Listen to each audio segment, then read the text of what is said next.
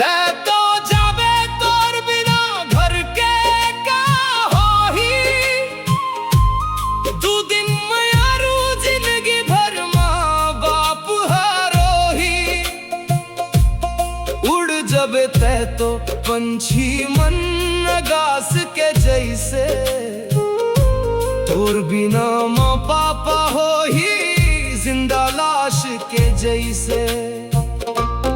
देखे वो पंखा में जब मैं हा लटक हूँ कहीं के, घर के टूटे खपरा मोला खींच लाइस रे।